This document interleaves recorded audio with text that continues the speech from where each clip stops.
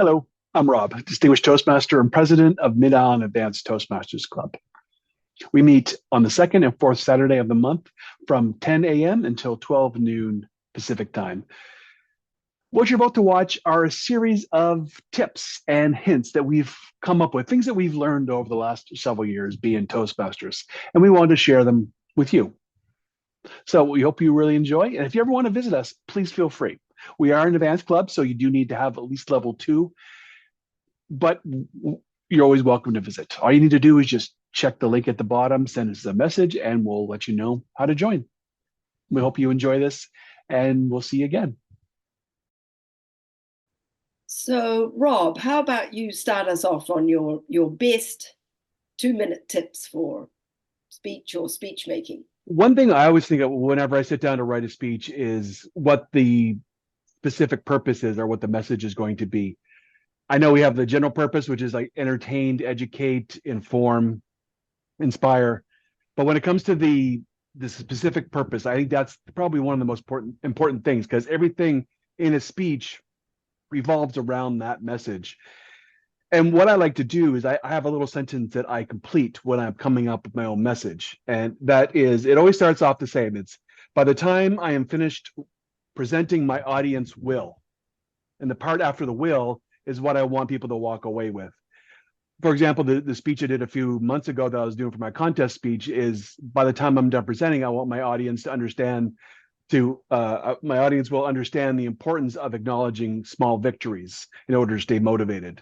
And then I make sure as I write my speech that everything supports that main message. There were so many things I had in my speech that I loved, that were funny little stories or jokes or whatever, but they didn't really support the idea. So I had to cut them. And when I cut them, I don't like throw them in the garbage. I put them away so I use them in some other speech.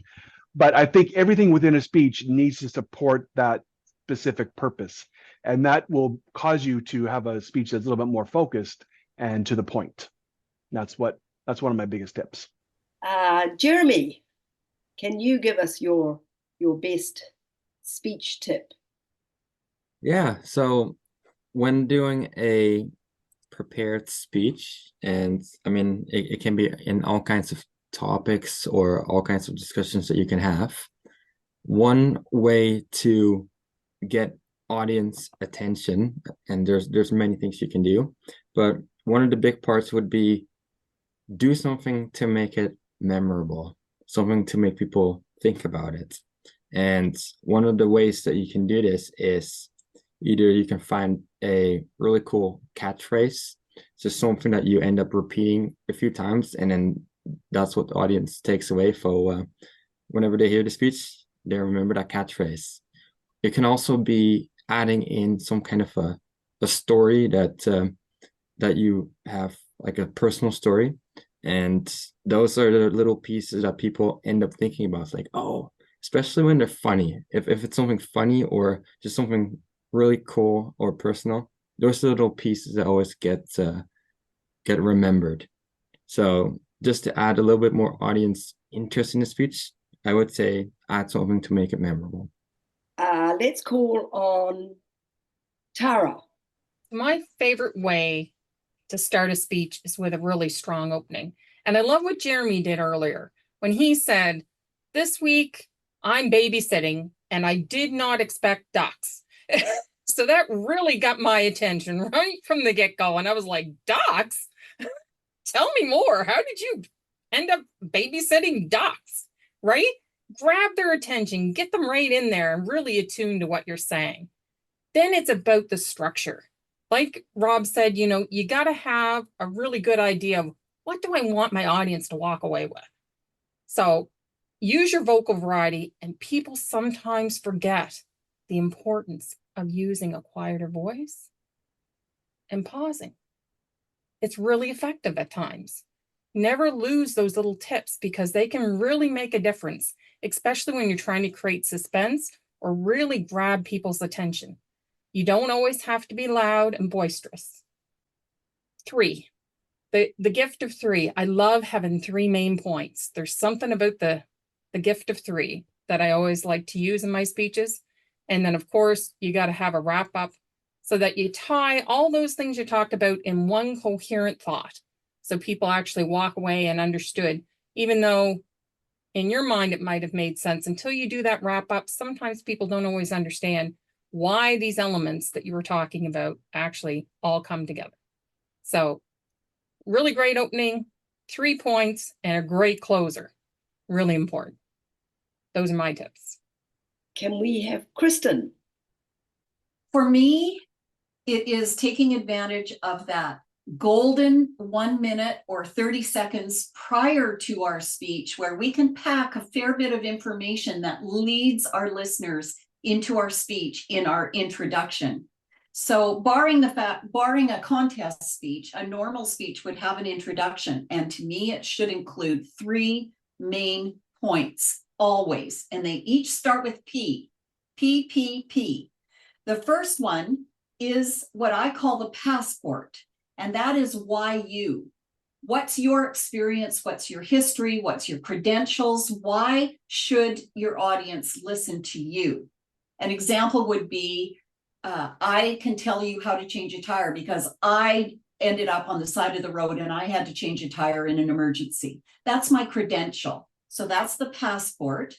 The next one is the path, and that leads into what Tara said, where what we want to do is explain to our audience what to listen for. I'm going to make 3 points about this. I'm going to give you the ABCs of, so that we are explaining to them the structure of what they are about to hear, so that now their brains are listening for those 3 points, or that 3 structure, or the 6 points of, or the best reason why, or whatever that happens to be. Give them a path. So now they've got a passport and they've got a path. What we want to do is give them a prize. Tell them in your introduction what's in it for them. This refers back to Rob. Tell them what they are going to walk away with, what you are hoping that they acquire from this speech. So in that free time that you don't have to include in your speech, it's totally free, give them your passport, which is why you. Give them a path, which leads them into the structure of your speech, and give them a prize. Tell them what's in it for them. And I have found that this small little tip is one of the best ones that I've ever used. Thank you. All right, Linda, would you have one tip that you would like to hand on to? We as publics engage your audience. And we've already heard from most of our members today how they engage their audience. My suggestion is that the audience should be engaged before you even open your mouth. And that should be with a very unique and subtle title for your speech. Make it engaging, make it mysterious, have a play on words, use some puns, so that you have engaged your audience long before they even see the speaker, if it's on the agenda, if it's in the newspaper. You have engaged your audience without even speaking one word. Thank you, Linda. Thank you. That's a great tip. And I believe the last person on our list is someone who's already given us lots. But Anne, have you anything to add to what you already told us? Well, the one thing that pops to mind is quite a long time ago, and I was at a workshop, and the facilitator was talking about ways of engaging the audience. And the first thing that she talked about was, she said, having the toes on the nose. And the nose is what they call that kind of ridge on the stage, and that toes on the nose. And that when you do that and you hold that space for, doesn't have to be a long time, but that translates into confidence to the audience. Sort of take your time, don't open your mouth until you're there in position, and there for a minute and then talk. So anyway, I thought that was pretty good. Not that I like to be on stages, but I can see how it would be really good for other people. Well, my tip, I think, is a little pale in comparison. I'm a wordsmither, so I write out all my speeches and I make them way too long.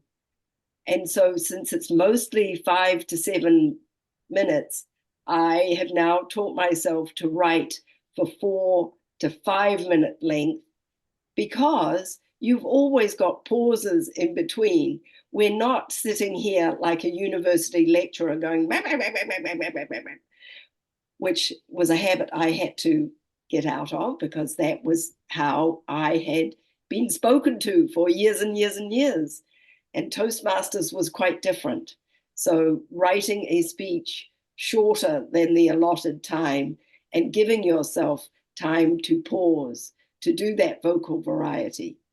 So that is my tip. Thank you. Could I just embellish what you said? Certainly, yes. Something that I learned from Patricia Fripp, who is just a beautiful, beautiful speaker.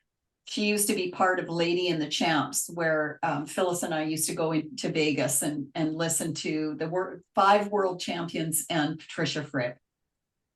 She said something to me about the use of words in your speech that has really stuck with me. And I can't honestly say that I do it all the time, but I understand its impact.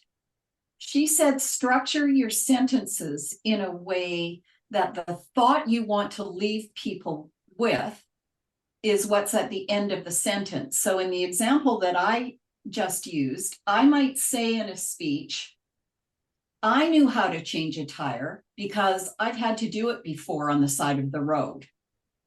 And that would be perfectly normal. But according to Patricia Fripp, she says, say it this way.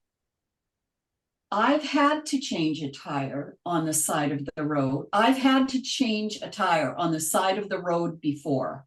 So I knew how to change a tire. So the thought that I knew how to change a tire ends my sentence rather than begins my sentence. Because in the first example, I said, I know how to change a tire because I've had to do it on the side of the road before. Switch it to, I've been there on the side of the road before, so I knew how to change a tire. And structure your sentences in that way so that's the thought that you want to leave your audience with. So switch your sentences around to finish them with that impactful thought or that impactful phrase.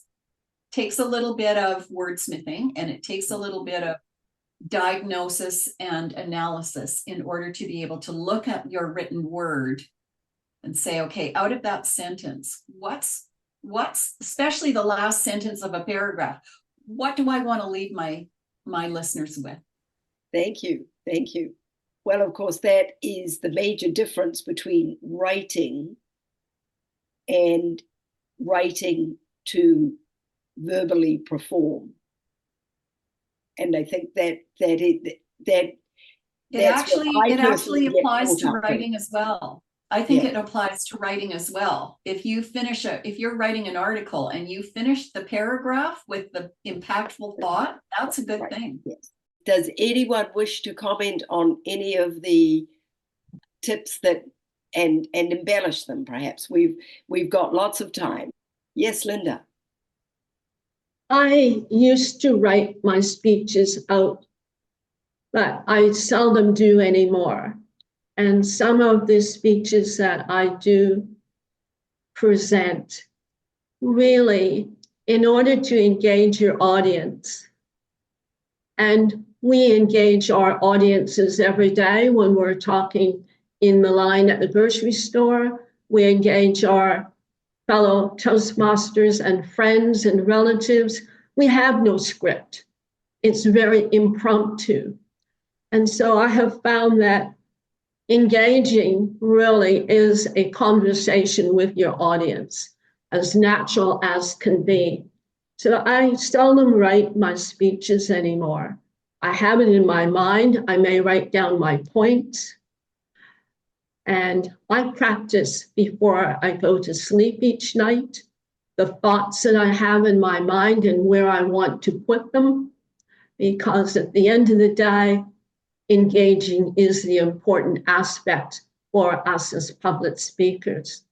So being is more conversational and being more engaging, I find less words on paper really helps.